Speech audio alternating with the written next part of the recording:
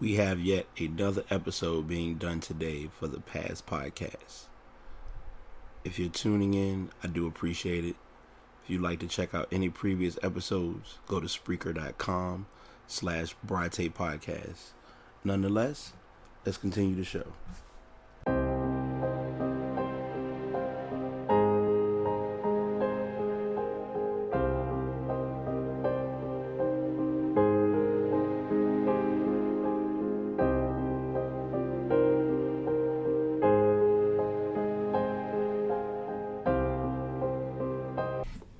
Good afternoon, good morning, good evening, hello. What's going on, y'all? Past podcast, back at it again. It's your host, returning once again, BT. Running the show solo today. Co-host, recovering, recouping. Wishing them nothing but the best. As the lesson goes and as the story says, the show must go on. So I do have quite a bit of information to share with you all this week on this week's podcast. I do want to always share and confirm that the podcasts are recorded using a Blue Yeti microphone. I have the website in the description, as well as the podcasts are uploaded on Spreaker.com. So, like I said, this is going to be somewhat of an intense, but a little bit, it's going to be an intense podcast, but when it's me by myself, I'm usually pretty chill. Kind of give y'all a little bit of a backstory. And actually, I'm going to kind of tell y'all to rebrand and the change. So it's a change that's coming, and I implemented it this week. I'll confirm it, and we'll see if it's going to be solid for next week. I was kind of running this morning and trying to get everything done, and I was like, all right, let me get to the show so I can get everything prepared. And I'm sitting here, and I'm like, all right, my mic's working, show's set up, we good to go.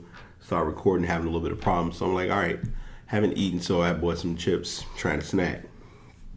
Sitting here thinking about it, and I'm like, yeah, I'm glad y'all have been tuning in and thankful that I haven't been having snack moments of like, all right, let me sit here and eat these chips while I'm recording. But that's neither here nor there, obviously. But I just wanted to kind of share that as a random 2% because I literally was sitting here just kind of trying to be chill and be calm and get through it, and everything's fine. Of course, I still got the water because, like I tell you, every time I'm going to make sure that I stay hydrated while streaming because anything can happen. So the other part that I want to add and the thing that I want to address and bring to you all's attention is that the format has been changed. Since the title of the podcast is, since the name of it is Podcast About Sports and Stuff, I'm going to be doing the sports information first, and then I'll do the stuff at the end. I noticed that since it is more weighed towards the sports information, I want to go ahead and get my sports listeners to get their portion of it, because some of you all may listen to the beginning of it like, okay, I ain't come for that, I came for the sports. And yes, I do get it when it comes to my and stuff, folks. Some of you all are like, well, I didn't come for sports, I wanted to get the stuff, so the stuff should be at the front. Stuff at the front was working, but I'm just going to try this out for a couple of weeks, see if it works. If I like it, I'll stick to it. If not, I'll go to my original format. So it's just something being done as trial and error. Like I said, there are quite a bit of stories and quite a bit of information that's going on in the past week. So we're not going to waste any time. We're going to go ahead and jump right into it. First big story that broke back on the 23rd, this past Sunday. The Kentucky Wildcats will be losing yet another one. Hamidou Diallo, who was a senior about to start, he was at Kentucky as a freshman, but he didn't really play. He was taking classes to kind of prepare for the upcoming season to be playing for Kentucky. He was on the bench. He was eligible and was able to play, or had the opportunity to play. And I'm sorry, not summer class. He was taking spring classes. So he was attending or a member of Kentucky University.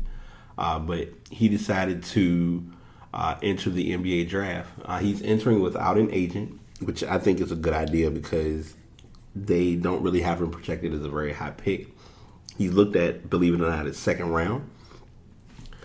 He did not play a game for Kentucky. He's wanting, he as most players, he's kind of playing, he's kind of presented as this is the dream, this is the goal of what my whole playing basketball is for, is to try and go to the next level. He's not going to challenge himself because he wants to make sure that he doesn't lose his eligibility because of having an agent. So he is deciding to go ahead and leave Kentucky and go to the pros. A couple of scouts have been keeping an eye on him through high school, so it was kind of clear that he had that plan in place and just had that ball rolling to get that all set up. And in the article that I shared, it's kind of a coincidence because at the end they mentioned how he was the sixth player to be drafted or to enter the draft. The other five were De'Aaron Fox, Malik Monk, Isaiah Briscoe, Bam Adebayo, and Isaac Humphries.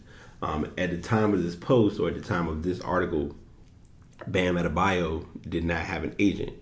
Well, of course, a couple of days later, that changed. Bam Adebayo did end up getting a agent, so he is going to be in the draft, and he'll be remaining in the draft.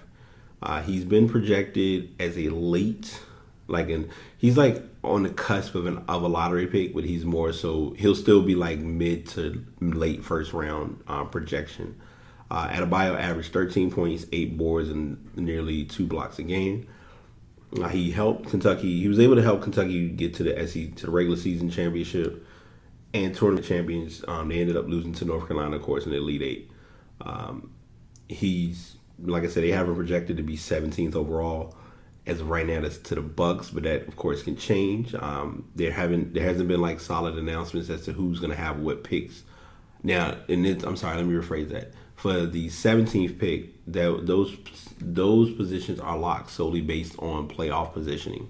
So the Bucks will have that spot. So if they are looking for someone that could be a good option, I mean, having him and Thon Maker wouldn't be bad. But that was made official a few days after Diallo decided to I guess you could say maintain his eligibility with Kentucky by going to the draft.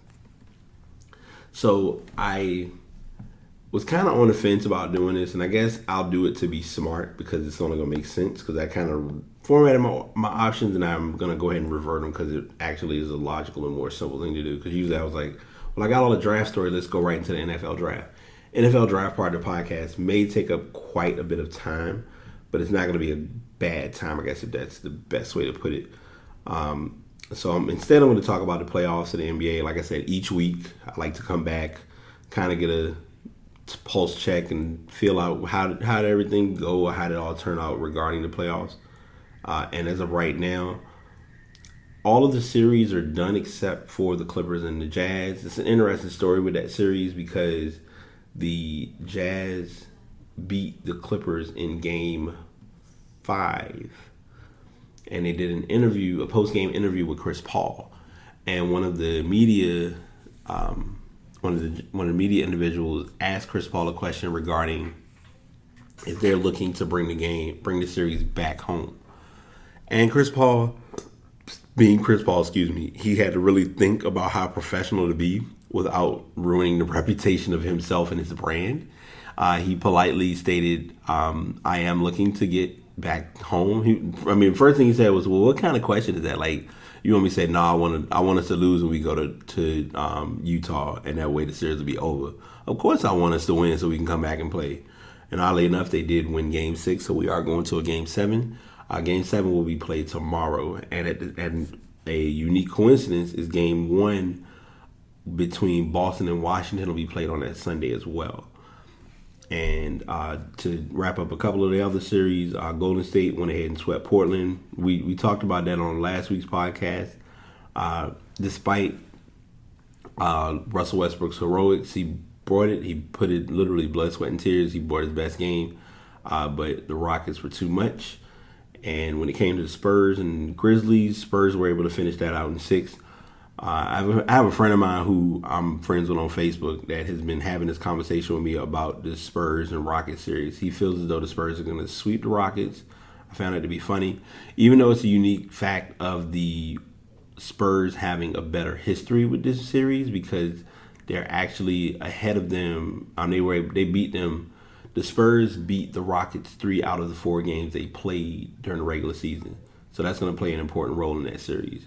I can't, if I'm being put in the place of calling the Eastern and the Western Conference semifinal games right now, I can't. So I'm gonna wait to see what happens with the Clippers and the Jazz, because whoever wins that series, I don't know. Playing how that goes against Golden State is gonna be up in the air. But the Spurs and Rockets, being unbiased, I would say Rockets in 6.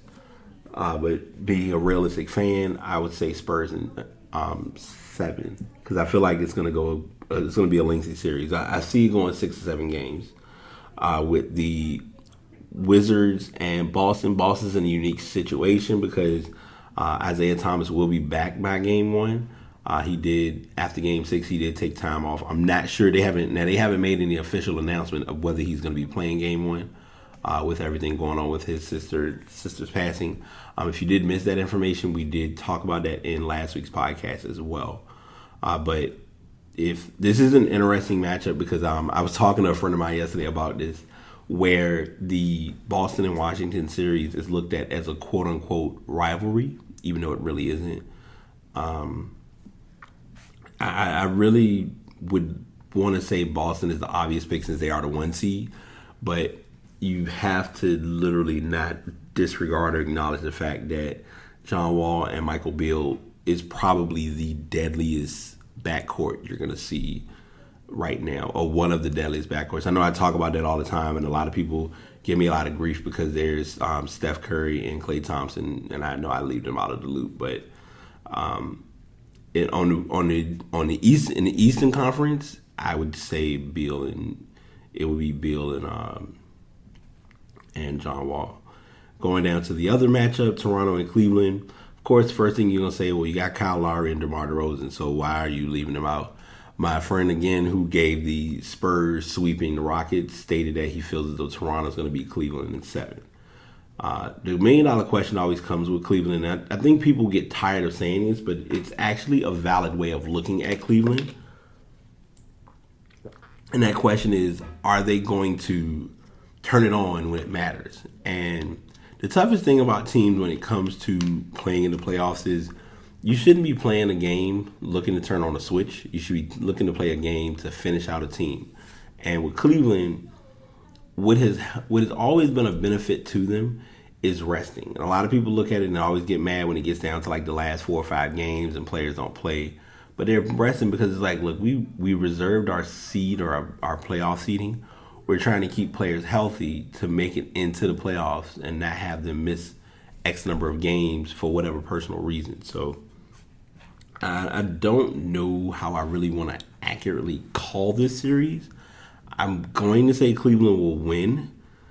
But like I said, and I probably didn't give a Boston-Washington projection, but I'm going to say Boston in 6. And for Toronto and Cleveland, I'm going to say Cleveland in 5.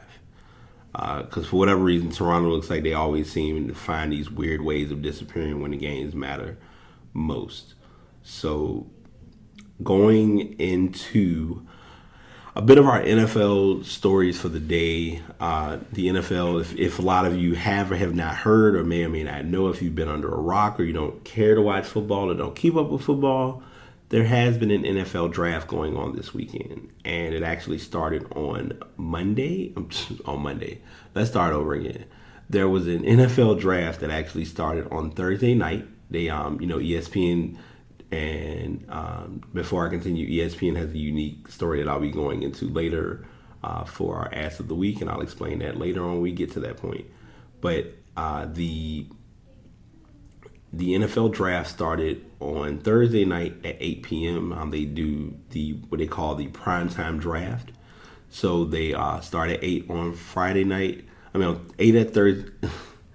8 p.m. on Thursday night, 7 p.m. on Friday night, and it's at noon on today. So today is the last day of the draft.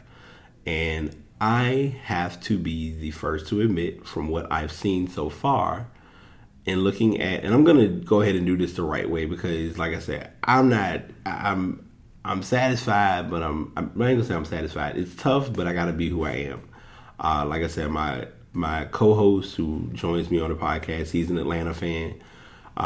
What we were going to do and how I was looking to format it and talking about the draft is looking at what we needed and which positions did we feel based on the draft. So I'll go into his first.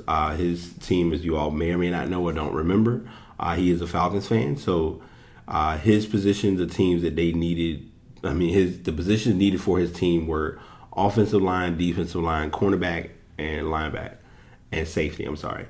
And they were able to get 4 of those positions filled with 4 of their draft picks, which is a big deal because they were able to get Takarius McKinley from UCLA with the 26th pick, defensive end. Duke Riley from LSU went 75th at linebacker. They got an offensive guard in Sean Harlow from Oregon State with the 136th pick. And most recently, their 149th pick was DeMonte Kazi, who was a cornerback that came out of San Diego State. And I'm going to say this, and I'm going to mention this before I talk about Carolina. Taking draft picks and grades personal is always a great area, but it's something that literally comes with being a fan of the sport or a fan of the game. Because what the draft experts look at as being not a good pick, that player could actually get to that team and come in and make an impact from game one. As a Carolina fan, I'll give this example because it was accurate for a couple of players who we picked up over our season or over our franchise time frame. When we picked up Steve Smith came in, was ready to go. Cam Newton, of course, he came in. It was pressure from day one. They didn't win a lot of games the first couple of seasons, but statistically, he did what he was supposed to do. Kelvin Benjamin, need I say more? Having him was just it hit at the right time, and he literally reached his peak of his potential at a good time, which truly helped out. So currently, Carolina had 7. Let me make sure I get this right. 7 picks. I don't know why I wanted to say 8, but we had 7 picks. Our positions of need were offensive line, defensive line, running back, wide receiver, and tight end. We got 4 of those fulfilled so far. We're just looking to get a tight end if they on an as-needed basis. Currently, we picked for our first pick in the draft was the 8th pick. We picked up Christian McCaffrey, running back from Stanford. They made the reference to CMC. I like what they gave. Now, they gave an interesting story about him, stating, I love his patience. He's not Le'Veon Bell, but his patience is like that. He's a 4-down player. I love LaShawn McCoy, and this guy is every bit as athletic, which tells a lot, especially when you're talking about, for whatever reason, and I'm going to say this because I feel like it's not fair to athletes when they do this. There's always an assumption of, or a theory of, okay, this is Christian McCaffrey, who is a running back from Stanford. He's a white running back. And they look at it as he's athletic, or he's every bit as athletic. But it's like, and I'm not saying he's saying it in this stat, but it'll come up or be addressed at some point when it's like, if he's athletic, he's athletic. We don't do that with Luke Kuechly. What's the difference? You don't do it with Troy Polamalu. Like, oh yeah, he's athletic, being from Samoan area or Hawaiian or whatever. Like, you don't do that with players. And I know I'm probably stepping into like a real treacherous area, and it's like, hey, if anyone's listening, feedback, passpodcastbt@gmail.com. I definitely want to, get that out the way because I don't want to step on toes and make any comments that are unfair or disregard it. But it's something that is always broken down that I don't understand sometimes. It's like a player's athletic because they're athletic. They do that with the NBA sometimes, and I truly and highly get annoyed with it. Our second pick, and I'm sorry, that was my tangent. Of course, as I always say, I digress. Our second pick was in the second round. We picked had the 40th pick and picked up Chris Samuel, who was a wide receiver with Ohio State. We also, in the second round, got Taylor Moton with the 64th pick from Western Michigan. We were able to get that from a trade involving the the Patriots. 77th pick, Deshaun Hall, defensive end from Texas A&M in the third round. And in the fifth round, we got Corn Elder from Miami, who was a cornerback at the 152nd pick. So our last 2 picks remaining are the 192nd pick and the 233rd pick. And I know if any of you do or don't watch the NFL draft, the most intriguing story they always talk about is, I forget what it's called. It's the last pick of the draft. And I don't like when I know something and I can't think of what it's called right offhand. Hang on. I want to say it's Mr. Irrelevant, but I want to be sure that I'm giving it the correct name because most times I will mess up things of that sort. But this is where I want to be sure that I don't give you all the wrong information. Yes, Mr. Irrelevant. They started this back in the 76 draft, where basically it is the 487th pick of the draft, or the last player who is selected in a draft that they give that name to. Last couple of seasons, and I'm not sure if we've even seen her, because usually what happens is once they're picked, it's a matter of where they go or how they turn out in that pick. And I think it's changed now because you don't have as many draftees. So back then it was like 480 picks. Now it's in usually the 200 plus range. So I'll do the last 5 years. In 2012 it was Chandler Harnish. 2013 Justice Cunningham. 2014 Lonnie Valentine. 2015 Gerald Christian. And last year's Mr. Irrelevant was Kalen Reed. So there's a little bit of a tidbit and, random fact or information that I wanted to share with you all in regards to that. So sticking to the NFL, it's kind of like an NFL NBA blend a little bit. And we were supposed to do this story a while back. It didn't make it. It was a lot of information, as y'all know. I try to get what I can in an episode. But as with anything, life happens, so it didn't make the cut, which I don't know why. And I'm a little scared. I'm sorry. Okay. All right, give me some. Okay, movement. There we go. All right. Sorry about that. Like I said, when you're kind of like the person who does everything, when you have to record, you have to process, you have to check everything. It's like you want to make sure you're doing everything to the best of its ability. And anyone who knows me, I'm working on a lot of stuff mentally, but I'm guaranteeing and honest in saying that I try to be as close to having a good podcast, a good quality source for you all to listen to. So there was a piece of information we forgot to share in last week's podcast because we weren't sure whether it would or wouldn't fit. But I did want to go ahead and get that shared in today. And that is, and this is a local story, so this is kind of why this is being shared. And I'm saying we, and I'm like looking over like, okay, Demetri, what you gonna say now? But he did remind me, and he also mentioned it in last week's podcast that Mo Alley Cox, who previously was playing basketball for VCU basketball team, was able to be signed by the Indianapolis Colts. He did workouts with multiple teams. And he was a free agent. He was eligible for the NBA. He was eligible for the draft, and he was able to get an opportunity. And he got the motivation of doing so because thanks to Jason Witten. And what works out in his favor is that he's not the only player who's done the basketball to tight end, like like college basketball player to pro NFL transition, especially at tight end.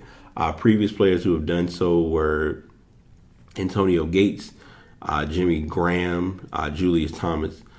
I don't know why I'm thinking Gonzalez did it as well, but I guess I might be wrong. I know Gonzalez was a great tight end. I'm not sure if he played. I thought he played basketball, but I might be getting that one a little mixed up. So shout out, props to Mo Alley Cox for that opportunity. I mean, I think it'll be a big chance for him and a big. It'll be huge for him to make that transition into the sport because as far as it goes with the NBA, it's kind of a toss-up. You really don't know what could or couldn't happen when it comes to you getting picked up or getting acquired by the right team at the right time. So for him to be able to go to the Colts and be picked up as a free agent was not bad if I could really and truly admit that in observation. So next story is this is going to kind of be our free agency talk, because there were a couple of running backs that were trying to either find a home or establish themselves in where their home could possibly be, and we were able to get a little bit of a closure to a couple of those individuals. The first one being Adrian Peterson.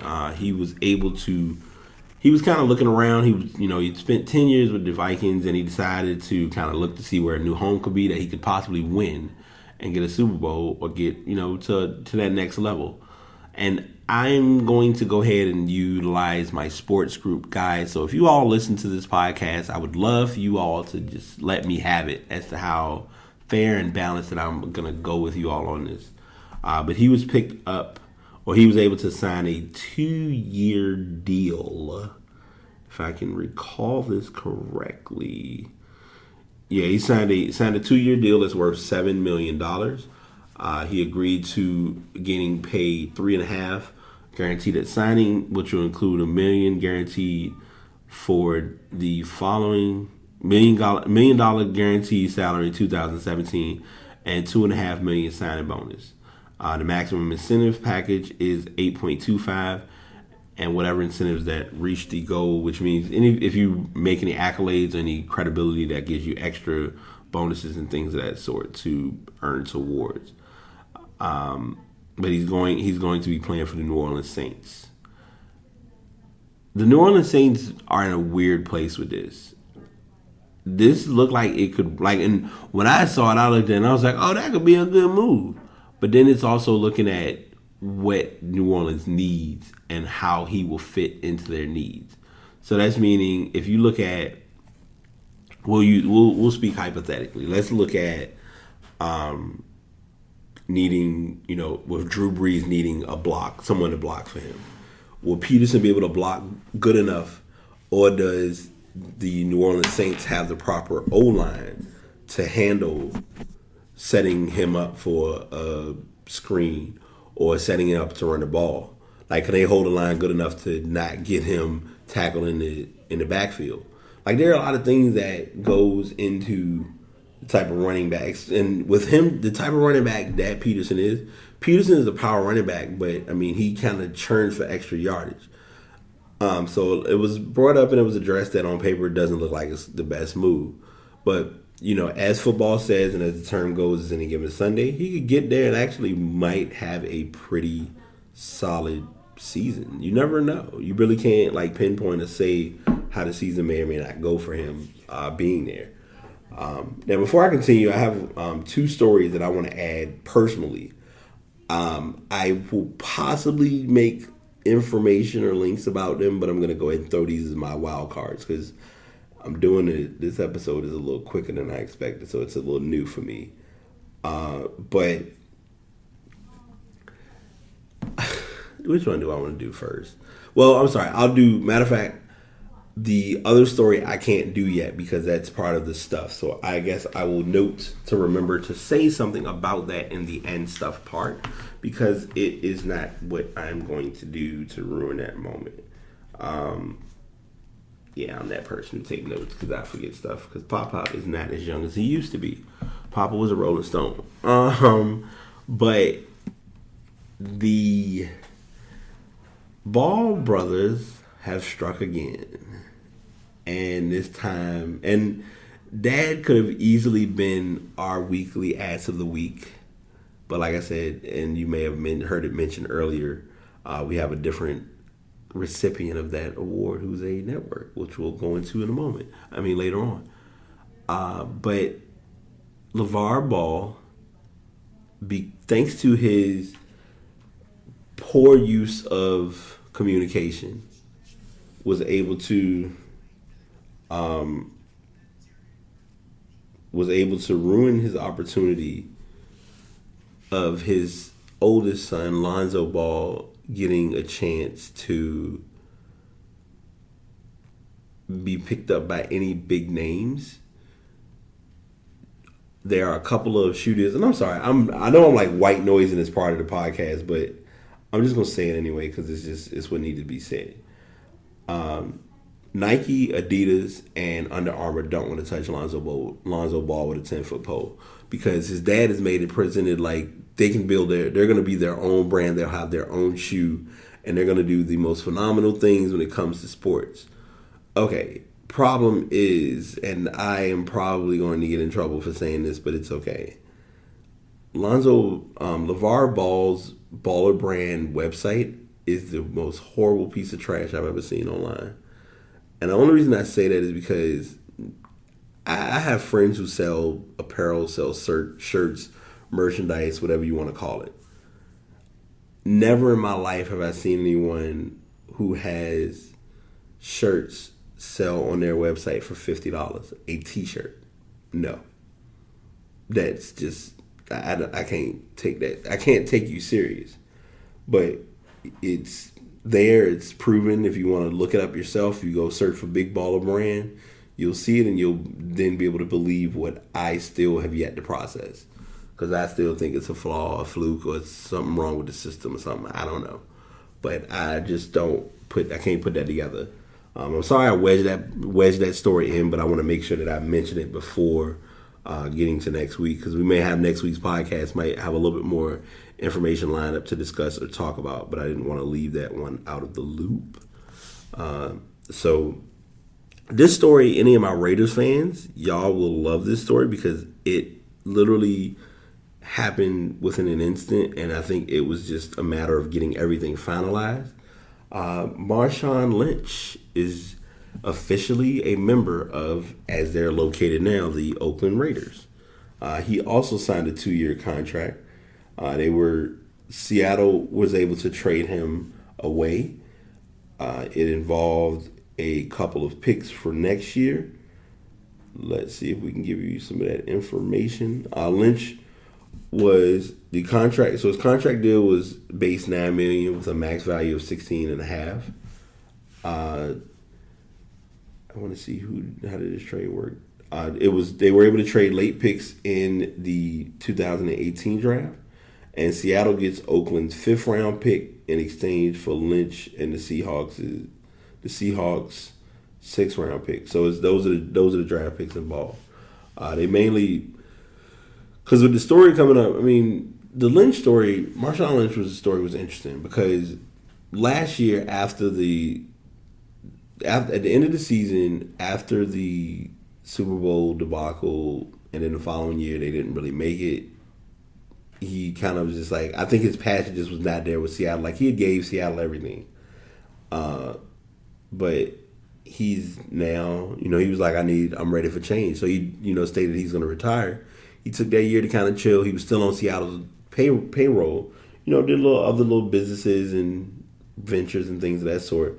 And came back, and now he is ready to play, and he wants to play for Oakland. And Oakland was able to pick him up, and the rest, as we all call it, is history. So, I mean, I wish him nothing but the best.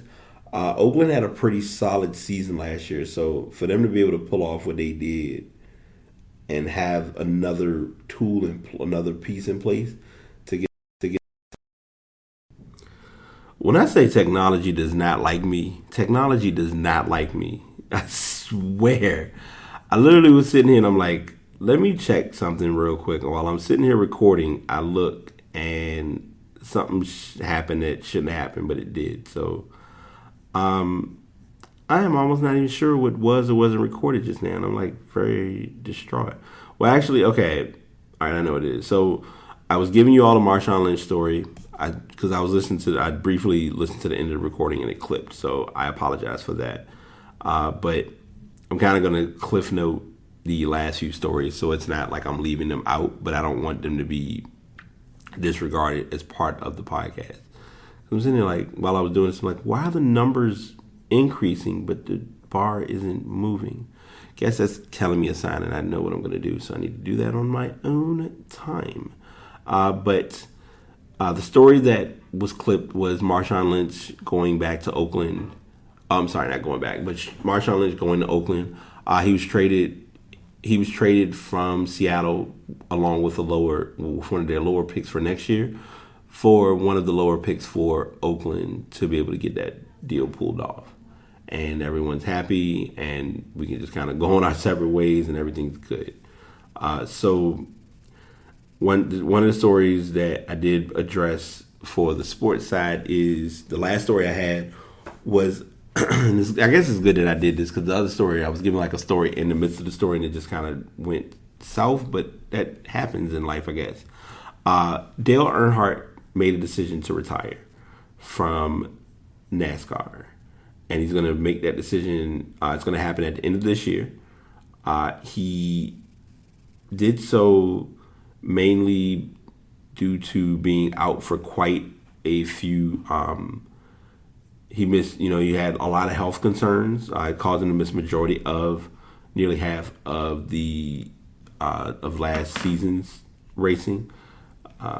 That's what's kind of making him want to. And the key element is he's under contract, currently. So he was like, I'm gonna go ahead and just do this last year, walk away. And I mean, you keep in mind, like, Dale Earnhardt is not young. Like, this dude is literally 40? I want to say 44.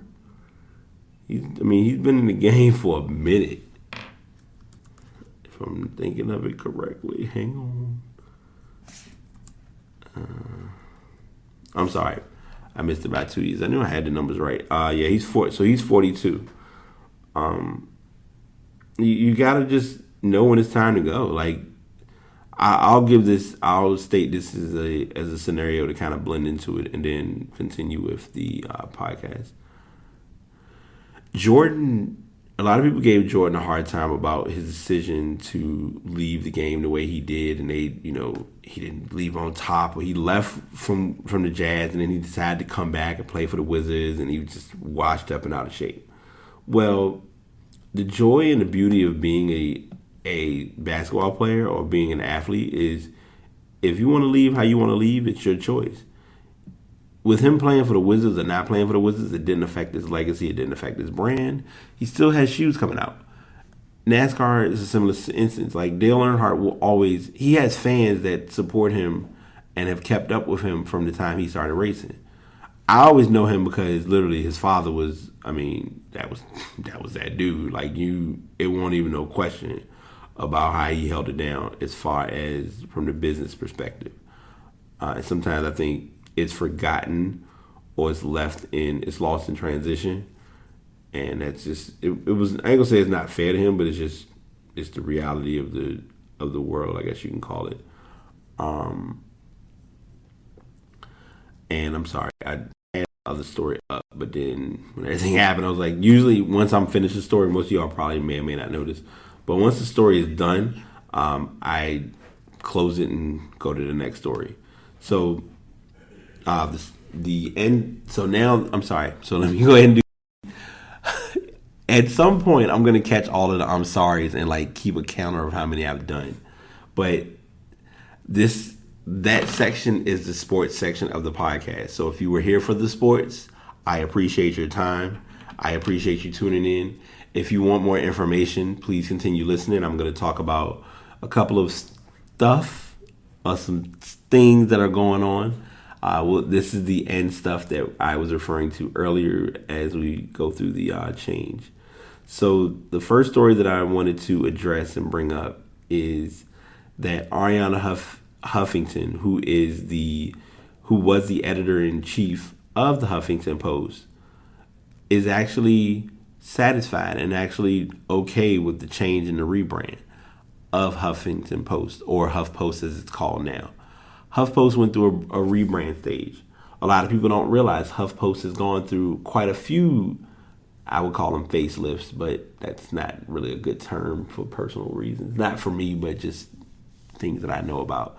But for the benefit of the story, HuffPost or Huffington, okay, so I'm going to go ahead and learn to do this now.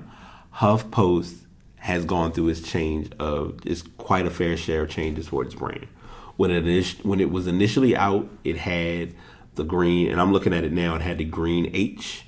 It had the green outline, the white background was inside, and then it had the H. It's capital H for the Huffington, and it was the Huffington Post. So they then changed it, and they went to Huffington Post. and they had the green H, or they had the green background, white lettering with H to do Huffington Post. Well, now it's known as the Huff Post, and it actually isn't a bad thing. Like the current editor in chief, Lydia Polgreen, she stated that even though everything the HuffPost is today stands on the shoulders of what Arianna Huffington built, she said. So I think that it's in no way meant to diminish or distance us from that legacy, because we're incredibly proud of it. But I think it's just trying to catch up with the times of how people now think of us. Because if you really look at it, and we're in a digital world. The typical person, and I didn't talk about this when I initially did the edit, so recording it now is even better. But when they initially talked, when people initially would get news, you kind of had to get news primarily like by reading stories on the internet, like going to a computer reading the internet, or by watching CNN or watching Fox News or watching different routers or Associated Press sources and things of that sort. Well, now we're in between 2015 and 2017. The story has come to you literally at your fingertips. So when Trump has made his announcement about something, you're getting a notice on your watch or on your phone saying, hey, Trump just talked, so you might want to check this out. And it's like, wait, he just literally sat down. How did y'all get the message that quick? So that change has benefited for them to be able to rebrand, because now it gives them a more quick and a more sleek view. Because as you really look at it and really think about it, and a lot of people don't put this into the equation, the average person who reads or gets information gets what they need, embraces it, adjusts to it, enjoys it, and walks away. And after that, they don't want nothing else to do with it if they can help it. And they're okay with that. And sometimes we forget that, but we have to be reminded of it, because that's what kind of keeps the industry going in regards to that. So to go away from that story about the HuffPost, and I like I said, I personally like the HuffPost because it gives you quick stories, and you can also get some good resources about various things going on that aren't even really politically related, believe it or not. You can get some tech news there as well. It's kind of like a add-in or a blend-in with NPR if you really look at it. Just my personal take on that. So going into the gaming world, CEO Dreamland didn't do very well for its first year. It lost $20,000, like just gone. No, Smash Brothers was the main financial failure that they looked at, and I really think it was promotion, or I think it was just how it was presented to be streamed or to get its marketing. They may not have had everything. I mean, they probably had projected numbers as to what they were expecting from it. But if you didn't have a lot of big names participating, or if it was like, hey, we'll go, but this isn't the CEO, so I'm not gonna really give. I'm gonna give an effort, but I'm not gonna give a great effort to it. And that could have happened as well. You look at how games are streamed, and you look at streaming as a whole, when tournaments used to happen before, they just happened. It wasn't, okay, so-and-so is playing, we got Envy playing Optic Gaming on Gears of War, and we're going to have a stage, and we're going to have chairs, and we're going to have, introductions, and folks with profiles. That wasn't a thing before. Most times it was, they played a tournament, you might have heard about it, there was no social media. Like, to put you in a retro-based aspect, and I know this probably has nothing to do with what happened with CEO Dreamland, but from the retro perspective, you didn't have Twitter when the early Halo was played. The only way you knew about Halo being on was if somebody called you and said, hey, check out Halo, they playing on USA. Go check out MLG. So that's how you kind of knew and realized what was going on. They gave a bit of a speech. I'm not going to read the entire thing, but I'm just going to kind of give like a brief, probably read a couple sentences of it. This past weekend, I hosted for the first time an all Smash Bros. And platform fighting game event at the Wyndham. My goal was to bring together the local Smash community and also welcome anyone else who was willing to travel to it. Overall, everyone really seemed to enjoy the event, which made me and the staff very happy. It was also a first time experience for a few people that has them wanting to come out to more events in the future. Financially, it was sadly far from a success, even with 1,100 total attendees, and the first technical failing for CEO Gaming, because I wanted to make a quality tournament, the quality tournament you could expect from the CEO brand. I did my best to make sure everything was covered and well run, with plenty of setups, equipment for people to play nonstop throughout the weekend in a big space. From what it sounds like, and now that that part has been broken down to me, it looks as though everything that was put into it didn't return based on either sponsorships, endorsements, business manners. Like, when you put money into something, you kind of want to get something from it. And if the money doesn't come back from it, then you feel like it wasn't a success.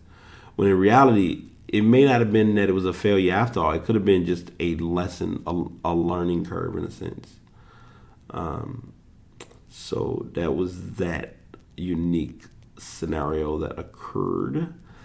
And I was kind of excited that I was actually able to get this story, because I know it always like fights with wanting to be shared, but I'm glad it did get shared. Twitch is now going to be balancing out what they are seeing as, I guess you could say, revenue and income from their other gaming sources. And I'm sorry, let me rewind when I say that. Twitch has a way of realizing that there's an opportunity to win on all bases, because they're making sure that everyone who's a streamer that is actually producing or providing a worthwhile output can get in on what's in store for them. Twitch is pushing their hardest to be the leading platform when it comes to video games and content creation, because at one time when it came to people creating content, first thing you always thought of was YouTube. So a couple of years ago, when there was a possibility that Twitch and YouTube were going to work together, that was a huge break in news. It actually was a good thing that they didn't work together, because if it did, you kind of almost would have been stuck with a monopoly. And a lot of you all may or may not realize monopolies in some instances can be a gift and a curse. But Twitch, so mainly how Twitch works is, typically as a gamer on Twitch, if you build your followers up, you get a lot of views, you get the attention you need to, you can apply for a partnership with Twitch. And when you do a partnership, you get a sub button, you get sub perks, you can add emotes, things of that sort. Well, now what they're doing is what's called a Twitch affiliates program, which means that, let's see, I'm going to see if I can read this and break this down to you as simple as I can. It helps mainly the creators on Twitch who are non-partnered. So in my case, which a lot of you all may or may not know this, I do streaming on Twitch. It'll give streamers like myself, a friend of mine, Travis, he's streaming. It gives us the opportunity to kind of start small and just work on our brand and still be affiliated and involved as a Twitch partner with Twitch's. We don't have like the full sub button and all those perks, but it basically, and I'll read it as is from their blog, and I'll be sure to share this in the show notes as well. The program allows eligible streamers to start earning income on Twitch while building their audience, and provides a stepping stone to bridge the gap between emerging streamer and Twitch partner. At launch, affiliates will be able to use cheering and bits on their channel, so their communities have an on-platform choice for showing support. So that way, if you have anyone who supports you, and they're just trying to give you a little bit of money to just kind of get you started and help you out, like, hey, I see you doing something, here's some bits, here's a little bit of attention towards your page, here's a way of us letting you know that we see you're doing something worthwhile. And basically what happens is, once they see that you've reached the specific goal, now this is important, because there's a criteria you have to meet to do so. You mainly have to have 500 total minutes broadcast within the last 30 days, at least 7 unique broadcast days in the last 30 days, an average of 3 concurrent viewers or more over the last 30 days, and at least 50 followers. So I could become a Twitch affiliate, but I don't have 50 followers. So we'll get there when we get there. And what happens is once you've qualified and once you've made it through, they'll send you an email that confirms that you are a Twitch affiliate. And a lot of people are getting the message. And believe it or not, to small streamers, that's a big deal because small streamers gotta start from somewhere. And I mean, I think the question was asked and addressed, well, how does that impact big streamers? Like, do they feel like they got the short end because they had to work hard to get followers and, build themselves up and then go through everything to get partnered? It doesn't really hurt or impact to the extreme if you really look at it, because those streamers had to work to get what they earned as well. So it's not like it's taking one and putting it over the other or downplaying what a person did. It's just Twitch streaming now is the streaming window is very, I can almost say, I want to say tight, but it's very tough to get into, because and matter of fact, I'll do it from a podcast perspective. If you have 10,000 people doing podcasts about sports, all 10,000 of those sports podcasts aren't going to be listened to on a consistent basis. Some of those podcasts are going to get attention. Some may never get heard by the right ears, because you still have people who are trying to get past the bigger names such as the Shaqs, the ESPNs, the Fox Sports, the FS1, the Premier League. Like, you have those main names that everyone knows. And then you have the past podcasts. You have Shop Talk. You have Sorry for the Inconvenience. Granted, they're not doing sports, but just to kind of tie into it, like, any of those smaller sports podcasts have to get themselves out there as well. So that's where we're using, like, for me, my podcast, a lot of my networking, a lot of my pushing is done through Twitter, Instagram, when I feel like dealing with it, Facebook, my blog, my personal page that I've worked on or slowly working on. All of those resources are used to come up with the end product. So you have to find that way of being able to get yourself out there. Twitch is no exception. If you have 30, all right, let me be realistic. If you have 30,000 viewers who are willing to watch Player Unknown Battlegrounds, and it's 45 streamers playing that game, all 45 of those streamers are going to have a different way of how they're talking or how they're presenting that game.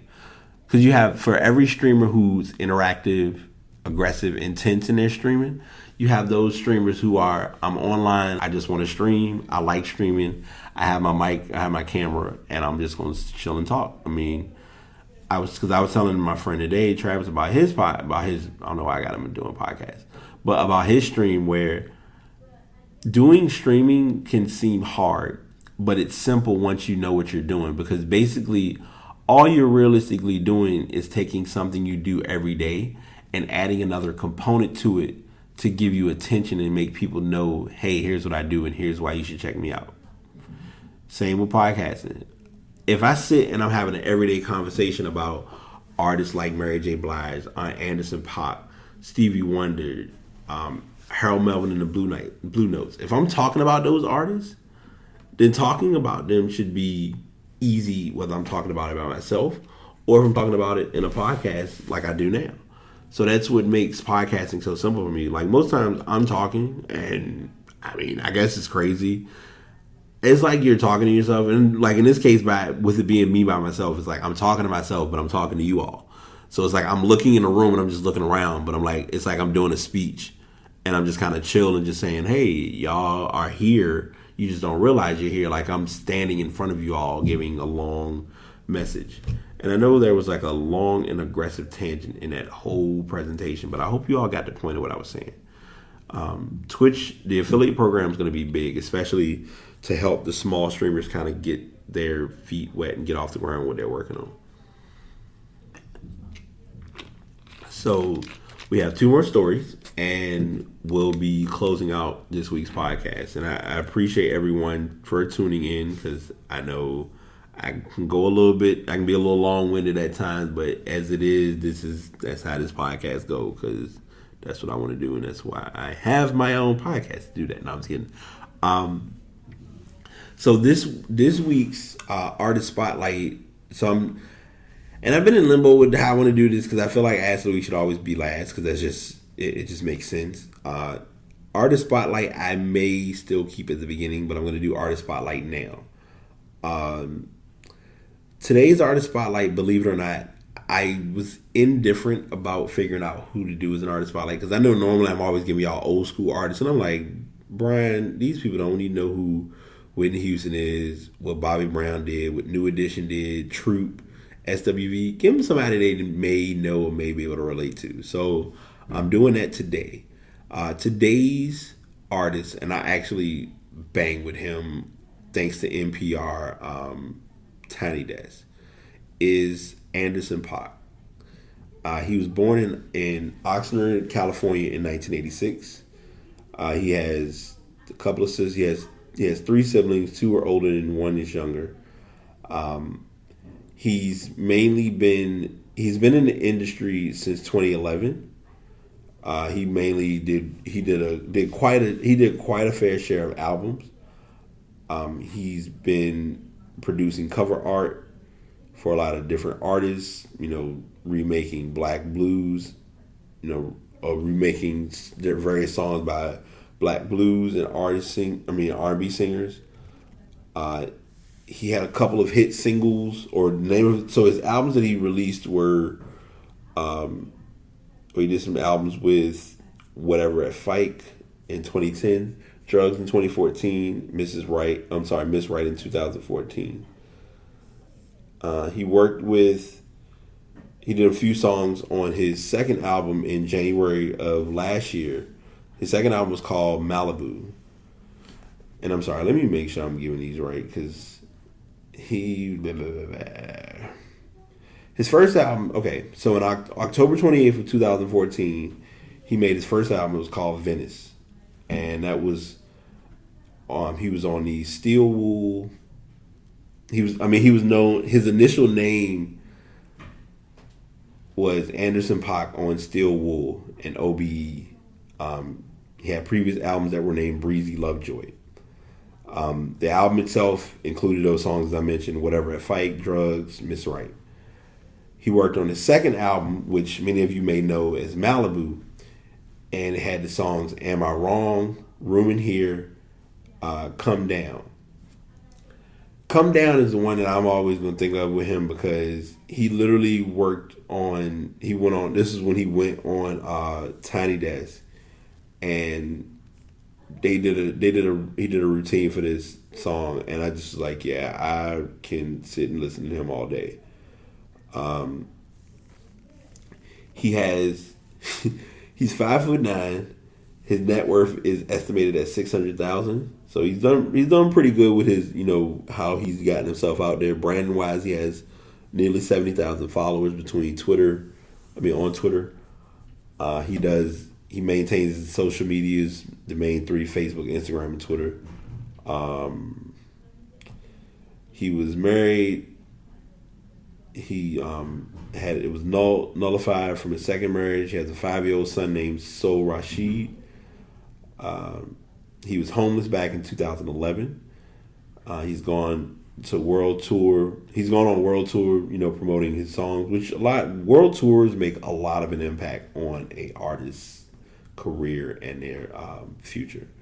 So Anderson .Paak was, like I said, I don't want to sit and read word for word everything that's been talked about with him, but he's what I would call a next level artist that if you really are trying to get into the field of music and trying to catch someone that's like an odd unknown name like a Uzi Vert or a Lil Yachty, then I would say to definitely give him a listen and check out his music. You'll be pretty impressed.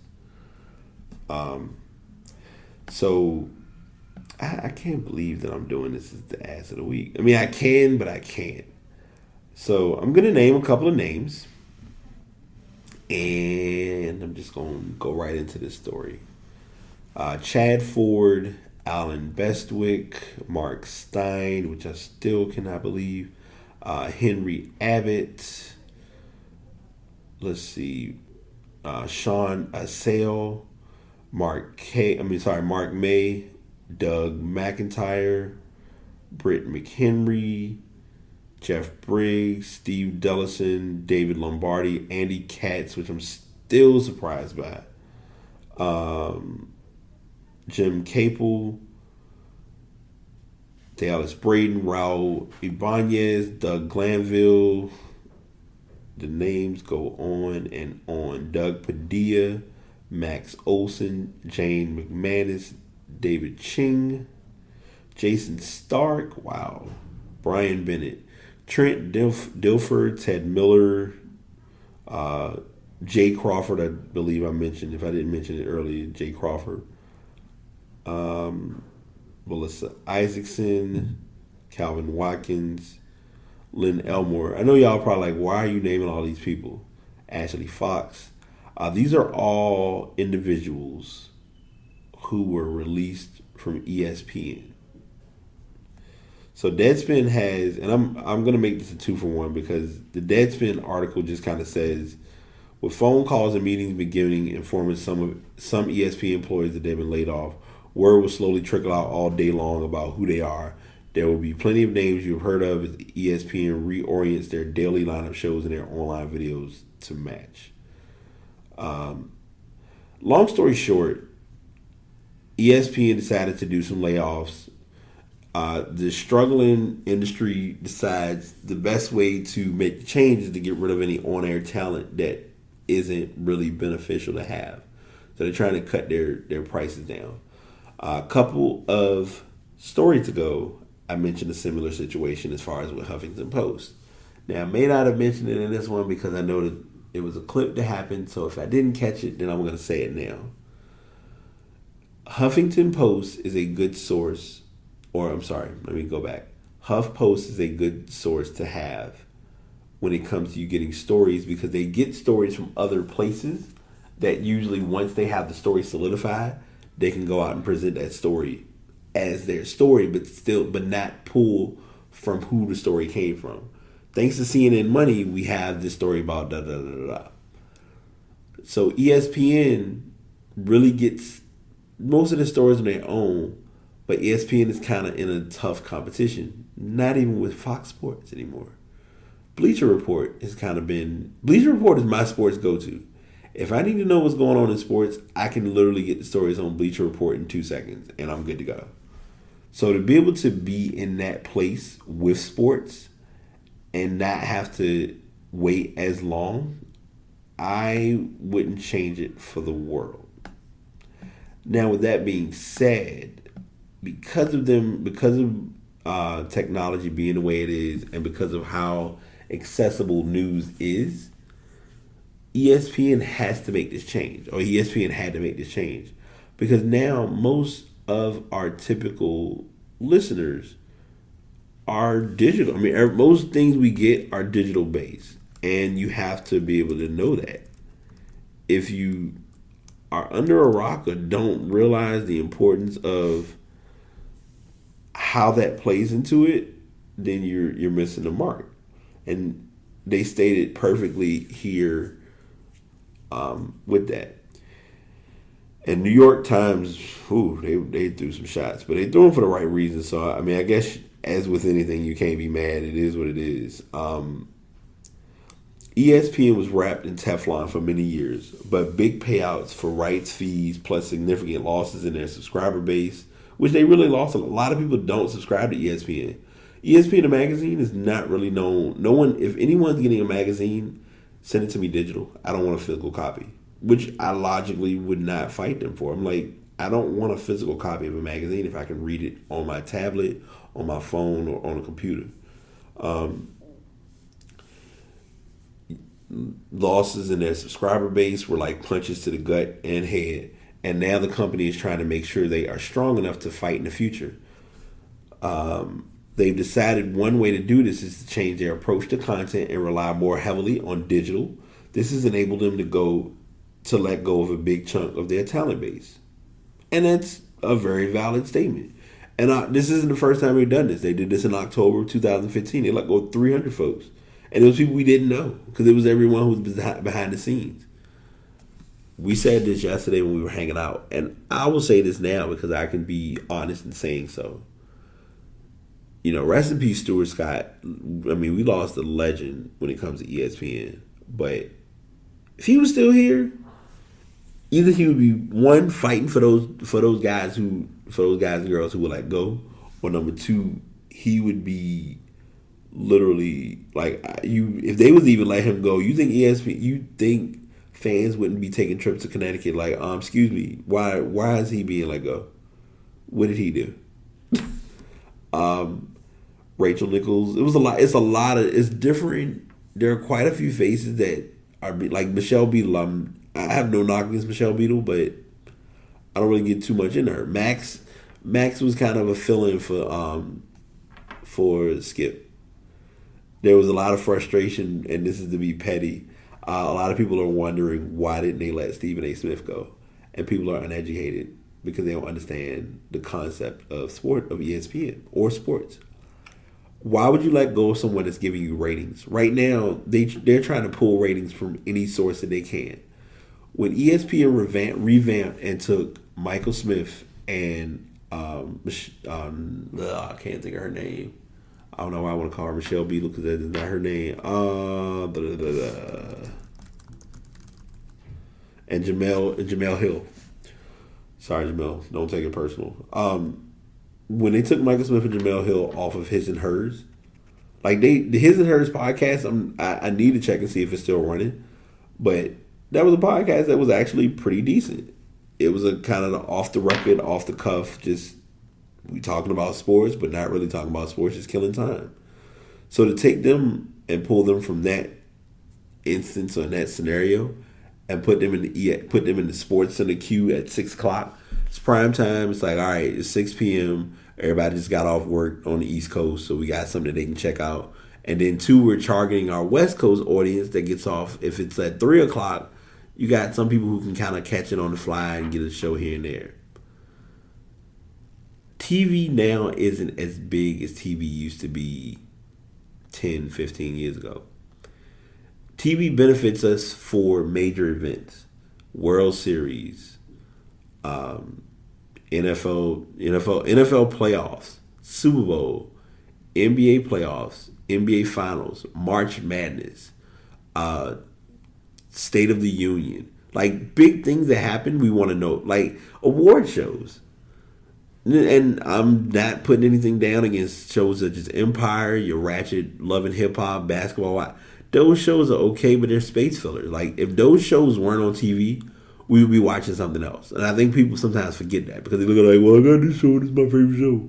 And it's like, all right, that's cool. ESPN is the same way. Like ESPN has to catch those spaces where they can find them because mostly you're willing to wait through them talking, but you're like, okay, Kentucky's playing Duke, so I'm just going to watch this for like about 10 minutes until that game comes on. It's a space filler or a space holder, however you want to term it.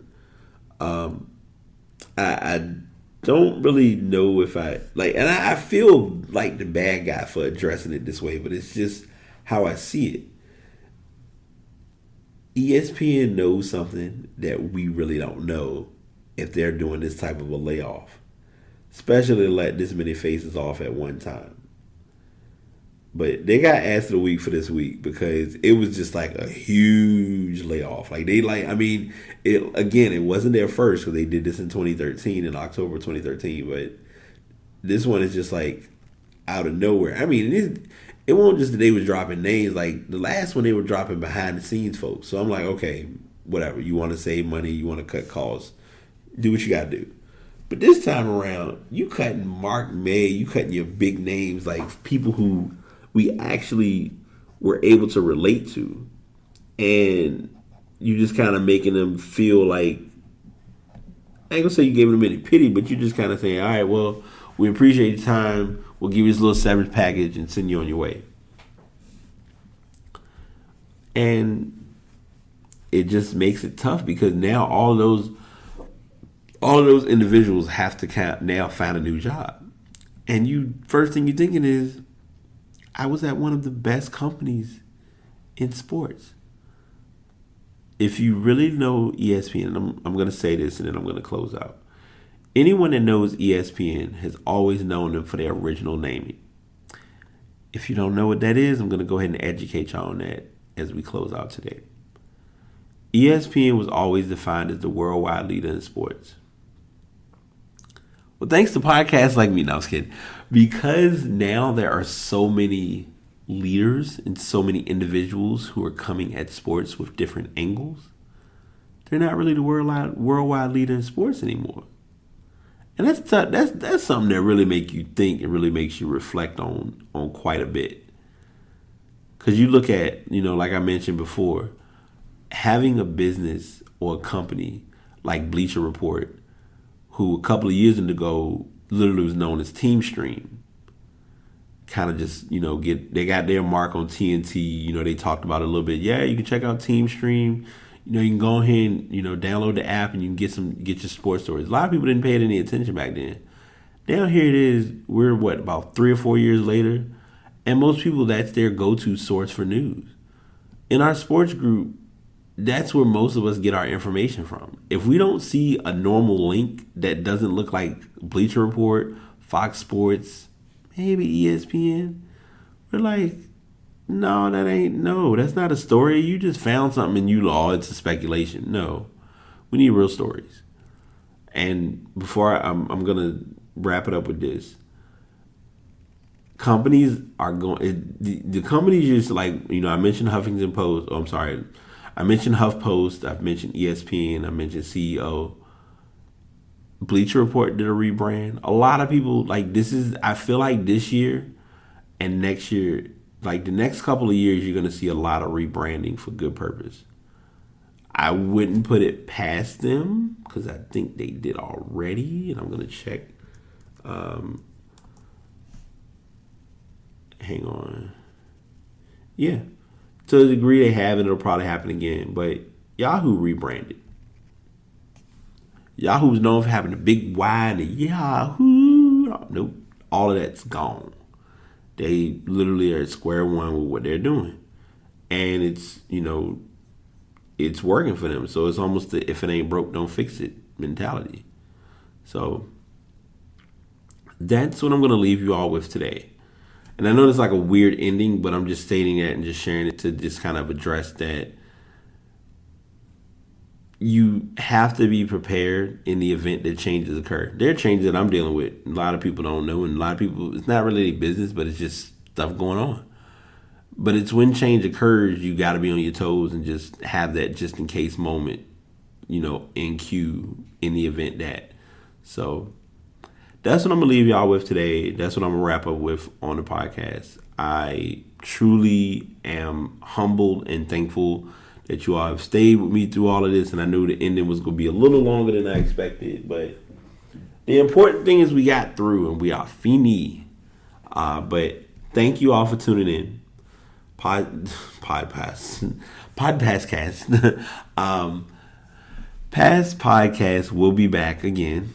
Tomorrow will be the final day of the podcast every day in April. I kind of have an idea what I may want to do.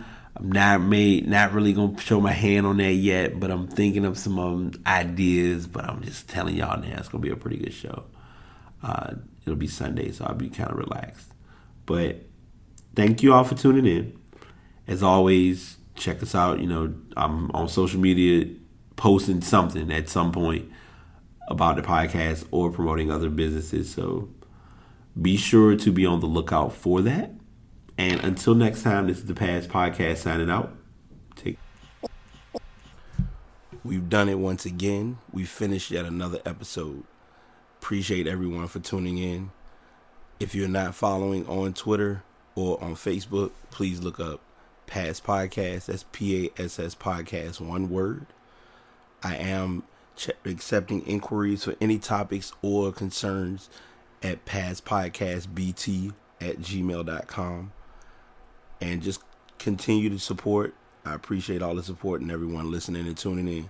Until next time, y'all take it easy.